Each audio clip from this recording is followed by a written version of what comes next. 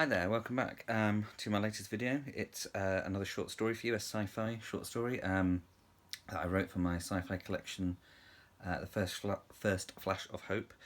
Links in the description if you want to go onto Wattpad and have a read of it, have a look at it. So this story came about basically from me using For the Words, which is a website if you want to get into writing, where it's kind of like a role-playing game, but you write words to defeat monsters instead of instead of like sort of using hit points and that. But it's a great tool to allow you to keep writing. Basically, you've got to hit about 445 words, I think it's, per day to get a streak, and then you keep doing that, you keep getting a streak. So it forces you to write, and then sometimes you start thinking about new projects that you might have put off, and you start writing more of them. So I wrote this story because of that. It popped into my head, and I thought, I've resurrected my sci-fi flash fiction, so I'll go ahead and I'll write another one.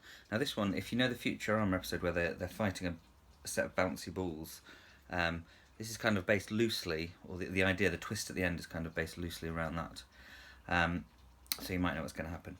Anyway, this sci-fi short story is called Liberation, and it goes like this. The battle has been raging for years. I've lost count of the number of friends, colleagues, strangers that have lost their lives to its depravity. The smell of burning and decay constantly taints my nostrils. My mouth is always dry, my body shaking. All I want is to go home. I think about it in between battles. I dream about it at night. My fiancée asleep on a soft mattress, plump pillows raising her fragile head, her dark skin juxtaposed against the white linen. She turns and wakes as she sees me coming, a smile playing on her lips, a tear rolling down her cheek. "Captain!" The shout rips me from my daydream. "Yes, sir," I say, looking at the Major, a conditioned response. "We move out in 5, one last push." "That's what you said the last 3 times." "I can feel it today. The Prime Leader will be hiding in this town." I nod while standing up, my backside numb from sitting on rubble. How many times have we done this? Thought we could find the enemy's leader, thought we would capture him and finally end this futile war. I observe this now desert landscape, once a luscious land of different vegetation, now just dirt, fallen trees and scattered stones. I hate the Venari for what they have done, coming to another's planet and destroying it in the name of progress. This is not some mercy mission, this is colonization. And for what? To kill millions? To destroy nature? To take soldiers like us away from our home planets? At least with us here there will be some justice in the galaxy. As we move towards our destination, the air feels stagnant, hard to breathe.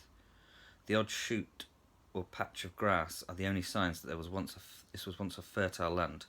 I realise that we have not seen many locals since we landed, just Venari soldiers. I hope they have only enslaved the local populace and did not slaughter them, but I know the process here. Although I have never seen it happen, I had read about the colonizations of planets before, alien races that came for natural resources and cared not for local customs. Or in fact, the locals themselves. Everyone and everything is expandable where greed and expansion are concerned. We raise our blasters almost a kilometre away from the latest town. It's unlikely someone could hit us from such a range, but the destruction of the local ecosystems means there is little cover. Soon enough we come to a settlement. We do not know its name, but it could be any of the others we have visited. They all look the same, sad buildings, some with gaping holes, clinging together and hoping they do not fall. Some have already succumbed to bombardment. Anything freestanding, hover vehicles, bins, even streetlights have been turned over as if a tantruming giant has tossed them aside. The worst part is the silence. We know there are people here, people who want to kill us, all hiding behind rubble and decay. Now we walk into town and wait for the first shot. It does not take long, coming from behind a crudely constructed barrier made of old metal bins and chunks of what appear to be a fallen 3-story office building. My instincts kick in and I shout back. And I shoot back, the laser flying above the defences to leave a scorch mark in the building behind. The shooter pops up again, but now his position is known. One of my team dispatches him quickly. Movement comes from a side alley. 2 more of the enemy shoot and run, hitting no one but causing debris to fall from another building. I injure one with a shot to the leg. She drops, her screams echoing around the near empty town. The other runs towards a large church at the end of the street. "Where is he?" the Major screams into the injured woman's face. I stare into her eyes, larger and more round than my own, her nose non-existent, just slits that vibrate as she breathes. Bar those features, the Venari are just like us, except for their lust for power and destruction. She shakes her head, not intimidated by either his tone or the gun pointed at her face. "Sir," I say. "What?" The Major does not change his tone, nor takes his eyes off our prisoner.